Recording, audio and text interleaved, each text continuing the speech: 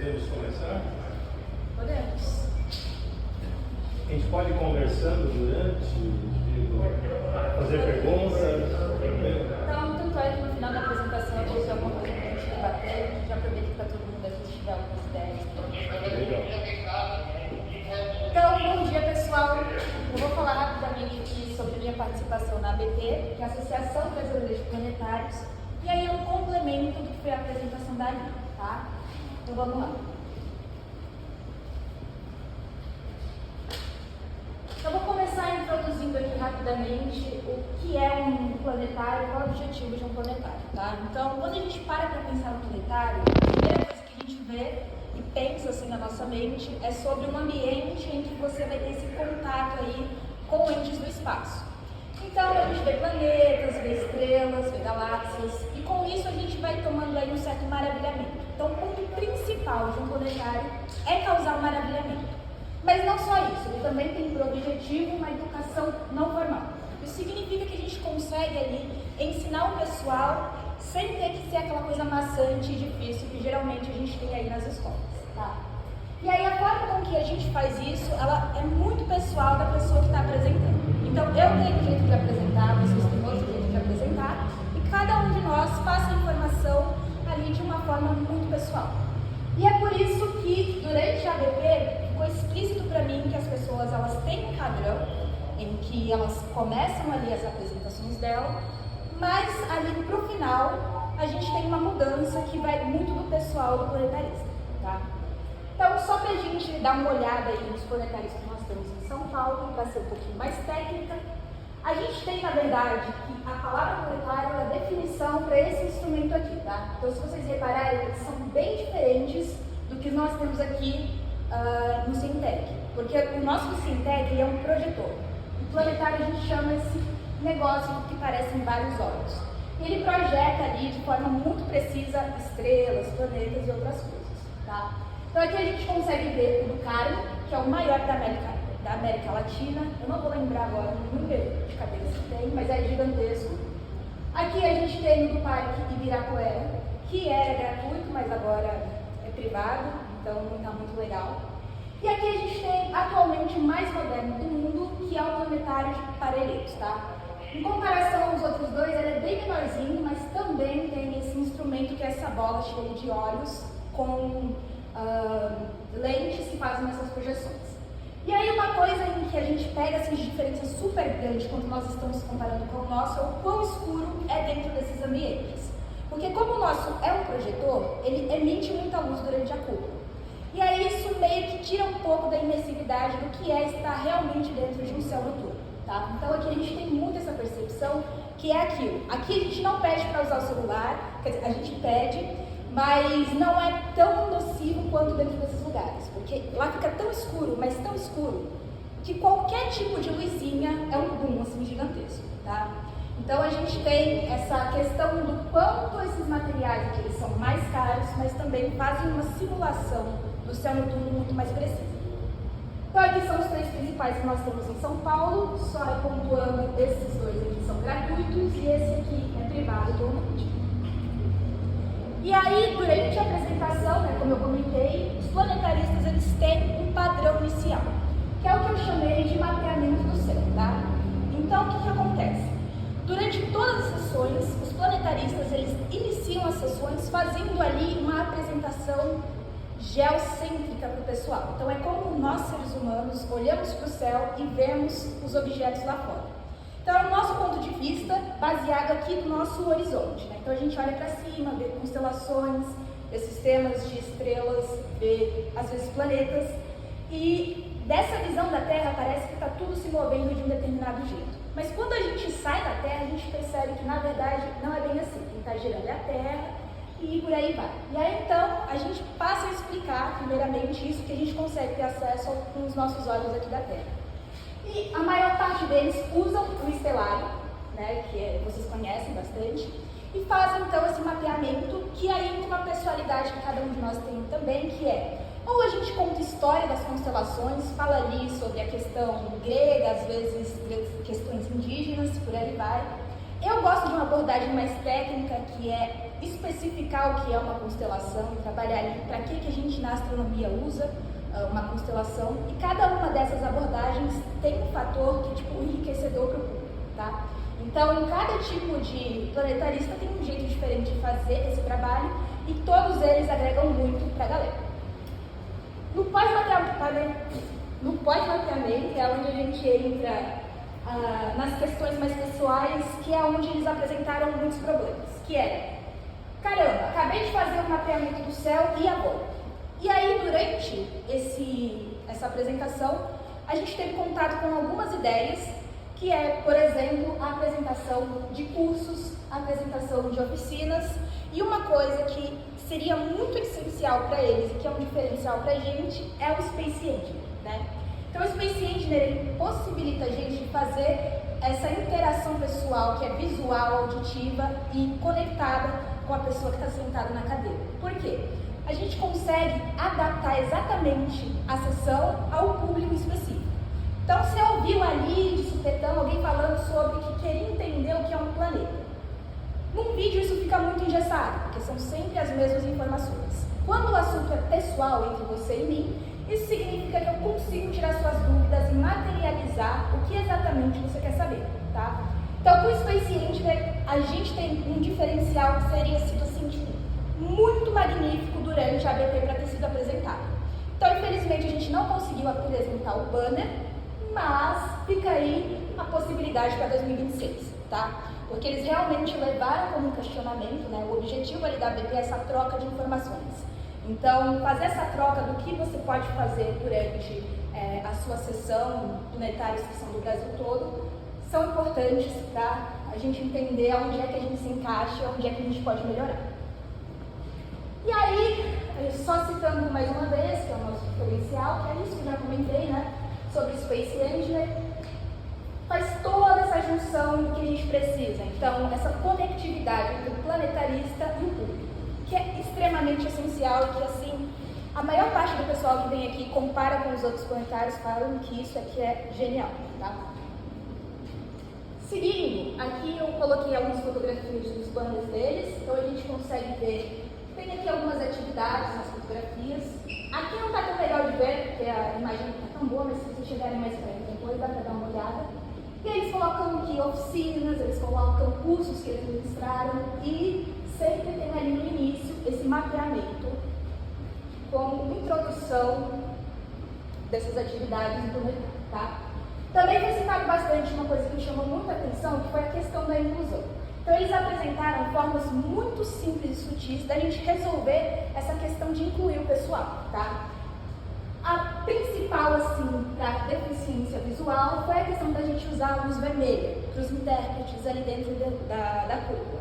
A luz vermelha, ela não se espalha muito, então a gente consegue concentrar a informação no intérprete sem diminuir ali o entretenimento das outras pessoas e tornar, então, essa tradução para essa pessoa mais fácil. E uma outra coisa que eu vi, na verdade, na SAB, que é a Associação Brasileira de Planetarismo, Associação Brasileira de Astronomia, foi a questão de placas com relevo.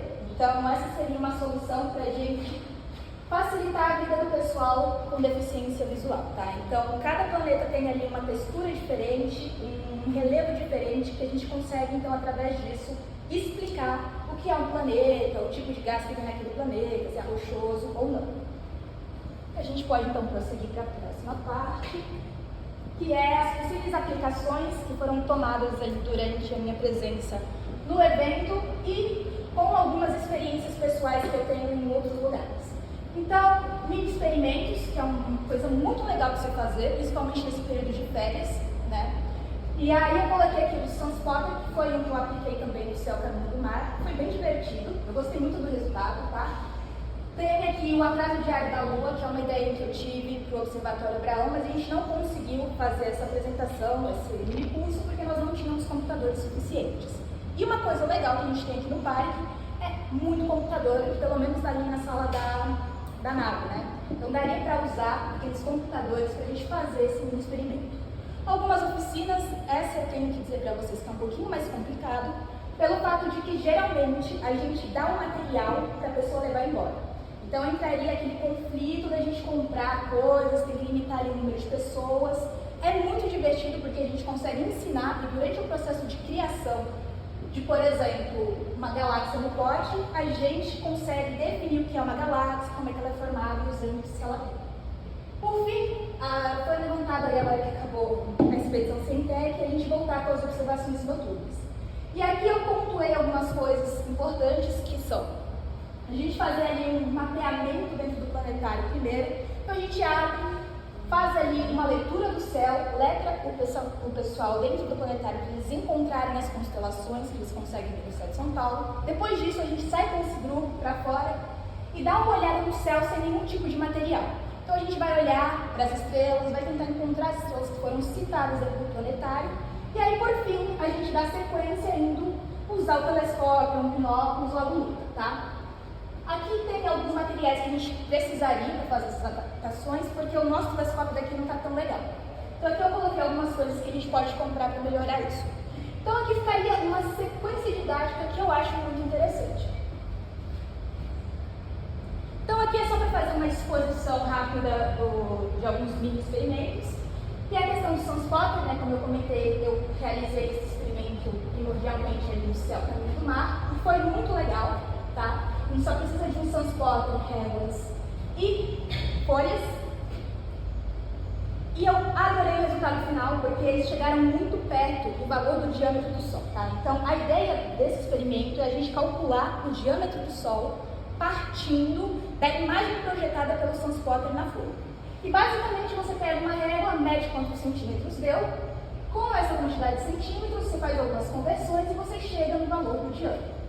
O valor oficial é esse númerozinho aqui, 1.392.700, e o valor que eles chegaram é bem próximo, tá? De 1.373.812. Aqui tem um desvio padrão aí, mas comparado aos números aqui iniciais, a gente tem uma aproximação muito legal. E considerando que o range que a gente tem é curto, né, foram só 9 amostras, tá legal, tá interessante. Então foi bem divertido, o pessoal sempre ficava meio abismado com os valores.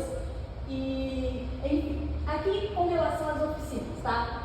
Eu já apliquei algumas delas, essa aqui é da galáxia do pote, essa aqui é Saturno no palito e esse aqui é a diferenciação planetária. Como eu disse, a gente precisaria de materiais para poder mandar para casa. Ou a gente poderia pensar em uma nova forma de adaptar isso e criar, sei lá, um modelo muito grande aqui, e ao invés de dar para eles levarem para casa, eles ficam com essa lembrança, não sei. Então, aqui tem, por exemplo, galáxia no pote, que é a gente precisaria de algodão, glitter e tinta, basicamente, para poder fazer algo parecido com isso. E uma das que eu mais gosto é a definição dos planetas, porque aí a gente consegue fazer o que é um planeta rochoso e um planeta gasoso, partindo ali de basicamente esferas de isopor, tá? Aqui foi apresentada uma oficina também que eles fizeram em um dos planetários deles, eu acho que era do Rio, que é um livro que é um sistema solar. Então você imprime várias folhas com ali os objetos do sistema solar, o Sol, a Terra, e aí você vai folheando para conseguir ver todos eles. Então tem algumas aplicações bem legais e super simples, né? Para essa a gente só precisaria imprimir folhas e de cola. Aqui com relação ainda às aplicações, e voltando aí para a questão das observações noturnas, letramento do céu, mapeamento ao ar livre, ferramentas astronômicas, que é o que eu tinha explicado um tempinho atrás, e aí eu coloquei aqui o link de algumas coisas que nós precisamos comprar para poder fazer isso, tá? Dito isso, não sei se essa é a última parte, tá. Aqui nessa parte eu gostaria de pontuar algumas coisas muito importantes, que é o seguinte: as redes sociais são essenciais para qualquer tipo de mecanismo em que a gente pretende fazer divulgação, tá? Então, geralmente eles têm ali um mapeamento do céu mensal, eles têm um boletim astronômico, e aqui a gente tem uma coisa que vai muito além do planetário, né? Então a gente tem todos os tipos de áreas possíveis. E aí, conversando até com o Bruno na terça-feira, ele citou que ele ficaria extremamente animado em fazer ali um boletim mensal sobre aves que ele encontra aqui no parque. Eu achei isso sensacional, tá? Incrível. Eu também me propus aí a fazer alguns boletins semanais ou mensais mesmo sobre astronomia, e aí cada qual de cada área vai alimentando aí da forma que se sentir confortável as redes. O problema é que atualmente está meio difícil fazer esse progresso, né? Então a gente passa por essa pequena complicação, mas uma coisa que traz visibilidade aí aos entes públicos é a questão das redes. Então, quando a gente abre ali o Planetário de São Paulo, a gente vê que é uma coisa muito incrível, assim, tem várias publicações, várias sugestões de coisas, e aqui seria muito mais rico, porque a gente tem mata, a gente tem floresta, tem questões históricas, então a gente também tem que dar uma atenção a isso. E por fim, eu abro para dúvidas, é isso. Legal. Dúvidas.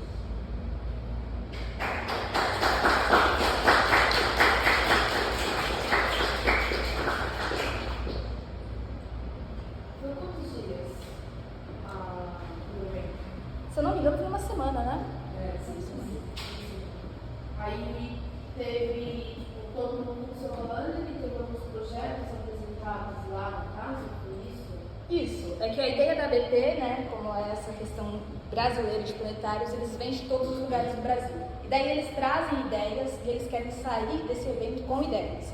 Então eles trazem banners, trazem oficinas, trazem cursos, que eu também acho que seria uma coisa muito legal de fazer aqui no parque, que seria tipo um curso, às vezes um pouco mais denso para professores aplicarem em escolas, às vezes um curso mais simples aí para a gente dar para as crianças, porque é um espaço muito grande e a gente tem essa liberdade de pensamento para poder desenvolver essas coisas. Então eles trouxeram isso, eles fazem isso nos locais de trabalho deles, em espaços muito menores, assim, com um grupo muito reduzido, e eu acho muito divertido.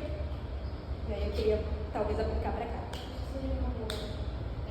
Tem, se eu não me engano, não sei, acho que é tipo uma escola, e eles abrem às vezes, depois, que eles abrem às vezes em museu ou algo assim, cursos para pessoas que têm interesse no geral, mas é mais focado principalmente para professores, dependendo. Isso eu acho genial. Teve uma coisa que o Vini fez há tempo atrás no Planetário, que foi um curso para Olimpíada Brasileira de Astronomia. É OBA, né? Se não me engano, a sigla. Então isso foi muito legal, tipo, foi um curso ali de uma semana mais ou menos, mas teve um resultado gigantesco para o pessoal que participou. Foi um curso online e tipo, eles tiveram muitas medalhas ali de bronze, de prata e de ouro. Foi assim, um trabalho muito simples que dá para desenvolver rapidinho e que realmente não requer tanto material. Você precisa ali da rede, do computador e da vontade de desenvolver os projetos. Alguém mais? Tem alguns comentários. Tem alguma pergunta? Eu queria que você falasse um pouquinho mais. Eu falei, tá bom, né? Legal, você falou bem rápido, também está bem claro. Eu queria que você falasse um pouquinho mais, comparando o nosso planetário com os demais, né? E o que a gente tem, insistir um pouquinho nesse aspecto. O que a gente tem que fazer a mais para corrigir possíveis deficiências. Perfeito. Além do curso que você já mencionou. Ok, então na verdade tem essa questão, né, do nosso instrumento não ser um instrumento de 10 milhões de reais, ele está ali abaixo, então a capacidade de desenvolvimento dele é mais baixa, porém ele possibilita algumas coisas muito divertidas, que é o caso dessa ferramenta do Space Engine. Então geralmente o pessoal aí faz esse mapeamento do céu e na hora de fazer essa segunda parte, que é entender ali o funcionamento de certas coisas e tirar dúvidas do público, eles não têm essa liberdade de poder fazer viagens espaciais e essas coisas. Então, essa é uma coisa positiva. Uma coisa negativa é que os vídeos que nós temos aqui, como todo mundo já sabe, e a gente sempre fala, eles são um pouquinho ali velhos e com certas informações erradas. Então, acho que é uma coisa para a gente avaliar, poder dar uma mudada, né? Não é fácil encontrar vídeos... É mudar ou comprar outro? Oi? Mudar ou comprar outro? Eu acho que comprar outro seria o ideal, assim. Tanto é que eles estão um pouco velhos, né, ultrapassados, e a gente já tem uma tecnologia que deixa as imagens mais bonitas. Então seria interessante fazer a atribuição de novos. Essas adaptações simples, né, como eu comentei, para acessibilidade. Na verdade, eu só peguei o caso uma vez, que foi na expedição Cientec, em que tinha uma moça que ela tinha deficiência auditiva, e ali correu tudo bem, mas a internet não conseguiu ficar ali todo o tempo da sessão com ela, porque a gente não tinha, por exemplo, essa luz vermelha para ajudar ali a observar as coisas. Eu sinto falta também, talvez, aí, da gente realmente implementar mais coisas, né, como é o caso da gente colocar, não sei, talvez mais instrumentos ali do lado de fora do planetário, para poder começar uma imersão ali no saguão e entrando dentro dele, que é o que o pessoal geralmente faz. É tipo um museuzinho astronômico, e daí já instiga inicialmente antes de você entrar e sentar na cadeira. Então, tem isso também. E para observação noturna, aquela questão de botar uma caminha de grama ali para observar o céu. Essa é muito Como eles interessante. têm aí, não é interessante? Sim, eu gosto dessa ideia. É que já trabalhei também com observações noturnas e ficar de pé não é um problema para ninguém. Seria muito mais gostoso, né, uma experiência mais única, mas é isso, acho que com os materiais essenciais, um laser, um binóculo, isso já seria suficiente para a gente dar um atendimento mais legal. Dá uma atualizada na lista de compras, ver se está tudo ok. Tem a Aline e o Luca para providenciar as compras agora. Atualiza e vamos pedir. Fechou. Você falou da inclusão. Tem uma menina lá da Geofísica, a Júlia, se não me engano, que ela é bolsista da Suzana para inclusão no parque. Eu quero colocar você em contato com ela para essa questão do planetário particular, vocês bolarem alguma coisa e levar como proposta para a direção. Perfeito. A Suzana está saindo, continua, não sei, o próximo diretor. Foi levantado até que o do Carmo estava fazendo uma placa que tinha relevos também para ajudar nessa questão tática de identificar certas coisas do universo. Achei bem legal. O projeto eles ainda está caminhando ali, então se a gente conseguisse desenvolver isso rápido, seria um diferencial gigantesco também. Vamos arrumar tempo para isso. Perfeito. A ideia, pessoal, com esse horário, é a gente trocar figurinha, sentar um pouco, conversar, levar adiante esses projetos, né? Então, talvez nem todos saibam. A Joara e a Aline vão cuidar aí para o próximo encontro aí do Planetários, né, do Brasil, que a gente consiga enfiar lá o pôster, né? A gente levou o pôster meio atrasado, não pôde apresentar. Então vamos cuidar disso, edição atualizada, inscrição, fazer o que for necessário dentro dos prazos do encontro. Então, deixar as duas aí para publicar, fazer as contas. Tranquilo? O que mais? Avisar a todos vocês que dia 27, se eu não me engano, o pessoal de Parelheiros, né? O Vini, que vocês conhecem, esse grupo de Parelheiros estará no parque. A gente vai ter aí algumas atividades e, claro, a gente tem que colocar um planetário no meio aí, trocar figurinha. E a ideia é que, posteriormente, não sei de que forma, a gente vá até Parelheiros, né? Tá? O que mais? Não tenho mais nada a dizer. Outros comentários. Você falou que tem um monte de computador? Não tem não, tá? Que eu saiba, tem 2 funcionando na nave. Sério? É que pelo que eu usei na época da gente fazer aquela questão da parte da geofísica, eles ligaram, a gente conseguia digitar, então só precisaria usar a página do Excel, seria uma coisa extremamente simples. Então eu considerei que estavam funcionando. Então, no finalzinho, acho que 2 pifaram. Nossa. Então, já pedi para arrumar, se não der para arrumar, que compre, né? Justo. Um outro comentário mais geral, né? Acho que a maioria já sabe, é a gente ocupar as áreas lá em cima, né? Lá em cima que eu digo é o 19, a microscopia, onde tem o solo, a matemática, que a semana que vem a gente vai fazer um encontro desse na matemática, acho que na quarta, tá? Que a gente quer oferecer a atividade matemática novamente. Então a ideia desses computadores, dá para usar nas oficinas e tal, a gente desloca, tá? Mas tirar da nave, estava parado, e usar nesses laboratórios. Eu estou pedindo a cada responsável da área, né? Seja de computador, data show, que não temos, para comprar. Eu já falei com o pessoal do solo, da matemática, precisa de um computador lá, precisa de um data show, precisa de uma lousa. Então tudo isso faz parte de uma lista de compras, né, que a gente tem que implementar agora. Vale para um detalhe. Né? Posso fazer uma pergunta final? Sim. Como é que você vê a situação se a gente, ao invés de ficar agendando o planetário às 11, às 15 horas, o horário que a escola quer, se tivesse igual uma sessão de cinema, igual um planetário antigo, tipo Ibirapuera, que ia lá e tem a sessão, é às 3, é às 4, tem horário fixo, que a gente pudesse, por exemplo, né, só uma sugestão, ter 3 horários de manhã e 3 horários da tarde. Alguém responsável que, sei lá, 9, 10 e 11 tem uma sessão se houver público. Você pode até encaixar a escola ali. E a escola que se encaixa, ou às 9, ou às 10, ou às 11. Eu acho interessante. O ruim seria fazer essas 6 sessões presencial não, ao vivo. Então a gente precisaria de vídeos que sejam ali bons o suficientes para a gente mapear e deixar ali pré-determinado. As 11 é sobre planetas, 12 sobre galáxias. Então eu acho interessante porque também dá aquela limitada do tipo, a pessoa chegou 15 minutos atrasada e fala, deu a hora, sinto muito. 15 minutos não, o domingo começou, tranca a porta. Exatamente. É a minha regra. Eu dou ali um limite de 10 minutos. Atrapalha quem está assistindo. Exato. Então, tem isso.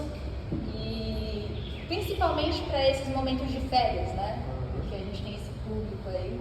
E é por isso que a rede é tão importante, né? O Instagram, por exemplo, a gente coloca lá, né? Fica materializado ali. Foi avisado pro pessoal certinho, que eles não têm que se preocupar ali, chegou atrasado, a culpa é sua, e a gente, infelizmente, não pode fazer muita A coisa. gente coloca diariamente nas portarias, a programação é essa, tem hora. Perfeito. Dá Então, uma isso ajuda pensadinha bastante. melhor nisso, pra gente, sei lá, durante um mês aí fazer um teste assim. Eu acho que seria muito interessante. A gente faz um teste de um mês, avalia e aí define. Perfeito. Uma coisa que eu também acho que seria interessante é a gente fazer reuniões com tipo, todo mundo. Então tem algumas questões que às vezes ficam só pra gente aqui do educativo, que às vezes a gente não consegue conversar.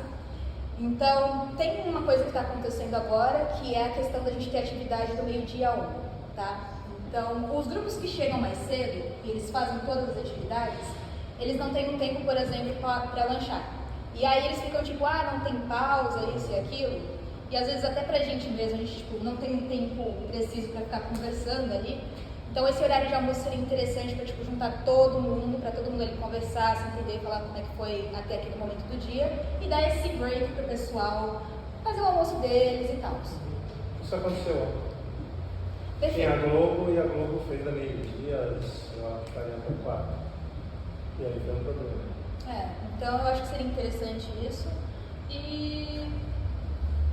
Eu acho que tem que definir um horário de almoço, que seja meio-dia, parece que não é indicado meio-dia e meia, 1h30. Que seja meio-dia a 1, e aí tem que dar uma parada. Sim, então eu acho que é interessante, sabe? Essa conectividade com o pessoal e tal.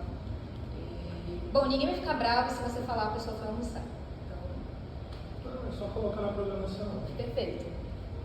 E nessa 1 hora, quem estiver livre aí e quiser passear, à vontade. Bom, é um espaço muito grande, né? Isso eu acho que dá para fazer. Então eu acho que seria interessante também colocar, sei lá, uma reunião mensal para a gente debater essas coisas com os estagiários, com vocês, para a gente ir linearizando melhor o nosso trabalho. O problema é o que você está vendo, né? A gente tem hoje, a gente tem um grupo pequeno que é o do dia. Eu vou dar um exemplo mais prático para você, uma informação. Eu estou negociando com o Roberto Costa para ele fazer o treinamento da Lumenta. Já adianto ali, no dia 7, se eu passei histórico, vai ter a Lumenta no vídeo, tá? Espero que esteja funcionando até lá. Mas o treinamento do Roberto Costa. O meu problema é você formar a reunião. Que dia que eu marco? Eu estou pedindo para ele um dia útil, semana, vamos supor que fosse hoje. E quem está aqui que pode ir para o treinamento. Os demais não. Estou tentando agora, né, janeiro, fevereiro, se for para fevereiro, então dá para deslocar muita gente e falar, venha no dia X. Mas se vem no dia X, não atende no seu dia de origem. É o problema das reuniões. E estou pedindo um sábado, né? A solução aqui sempre foi um sábado. Queria que fosse sábado, sei lá, a partir da 1, 2 horas, você faz o treinamento e entra na noite para fazer a observação. Seria interessante. Oi? Poderia ser híbrido, né? Mas uma chamada online, então, veja, no caso de reunião, sim. No caso do treinamento, não. Eu quero você aqui. Porque se isso aqui é uma máquina, eu quero você mãos na massa e aprender a operar. Então a questão do Roberto Costa seria ele aprovar ou não quem estivesse no treinamento. Vocês sabem, né? Todo mundo faz o passeio histórico. É antiquíssimo, está velho. Ou você aperta o botão certo, ou não aguenta uma semana. Então, exemplo do planetário, né? Sem treinamento, não deveria mexer no planetário. Então, todos esses equipamentos antigos. Bom, agora já é 1h. Minha apresentação foi ok, consegui ministrar ali rapidamente o que eu queria. E agora eu tô aqui, terminando de ler essa maravilha do mundo moderno, tá? Que é Guia do Mochileiro. Cara, é sensacional e ele é muito curtinho. Então eu comecei ontem, já tô quase terminando, né? Já passei de 50%. E é isso, fazendo esses pequenos registros. E eu acho que vem chuva por aí, se a gente olhar aqui, ó. O céu fechou. Mas deve ser aquelas chuvas meio torrenciais que chove pra caramba e aí para em poucos minutos.